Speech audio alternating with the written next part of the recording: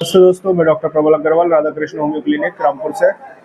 आज जिस टॉपिक के बारे में मैं आपसे डिस्कस करने वाला हूं वो है विटामिन डी डेफिशिएंसी, जो कि आजकल काफ़ी कॉमन है और हर एज ग्रुप में देखने को मिल रही है, बच्चों में भी, बड़ों में भी, बूढ़ों में भी।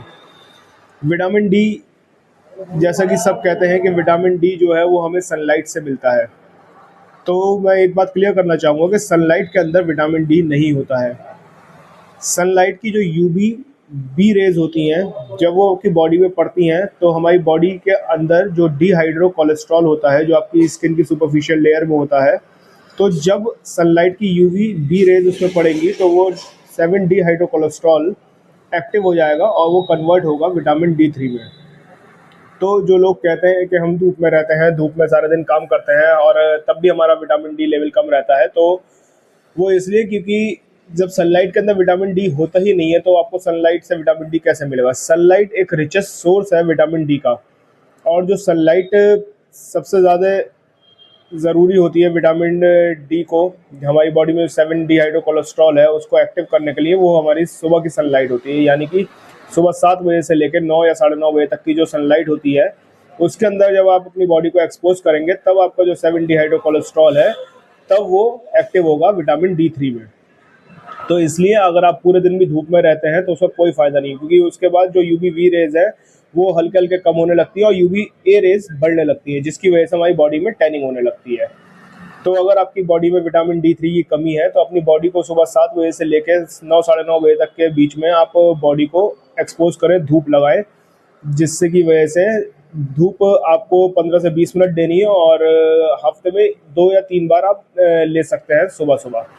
चेहरे को और आपकी बैक को, आपके हैंड्स को, आपके लेग्स को अगर आप एक्सपोज करेंगे तो आपकी बॉडी का जो विटामिन डी है, जो 7 डीहाइड्रो कोलेस्ट्रॉल है, वो एक्टिवेट होगा और वो कन्वर्ट होगा विटामिन डी में। विटामिन डी3 में कन्वर्ट होगा, फिर ये लिवर और किडनी में जाएगा, वहाँ से ये सिंथेसिस होके इंटेस्टाइन तक पहुँचेगा, जहाँ पे ये कैल्शियम और फॉस्फोरस का एब्जॉर्प्शन करेगा।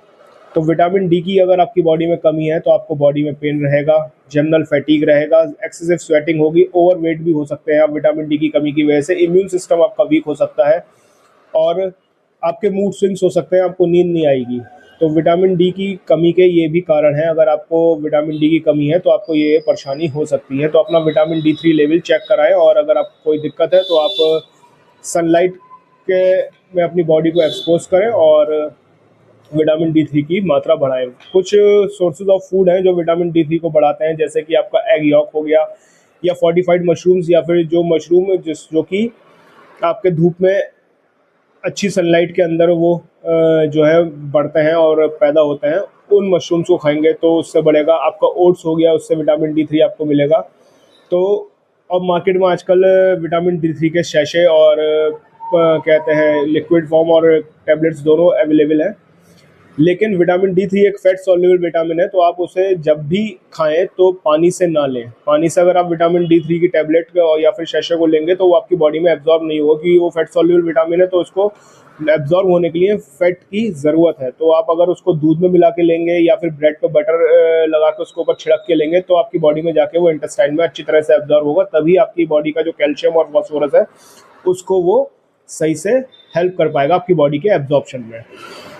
विटामिन डी3 की जो कारण है और जो समस्या है आपको मैंने बता दी है, लेकिन विटामिन डी3 के जो एक भ्रम लोगों के मन में बना हुआ है कि विटामिन डी3 सनलाइट में होता है। सनलाइट में विटामिन डी3 नहीं होता है। सनलाइट एक रिचेस्ट सोर्स है विटामिन डी3 को हमारी बॉडी के अंदर एक्टिव करने के लिए। तो अगर आपको मेरी दी गई जानकारी अच्छी लगी और मेरी दी गई जानकारी से आप संतुष्ट हैं तो प्लीज़ मेरे चैनल को लाइक करें, शेयर करें, सब्सक्राइब करें। धन्यवाद।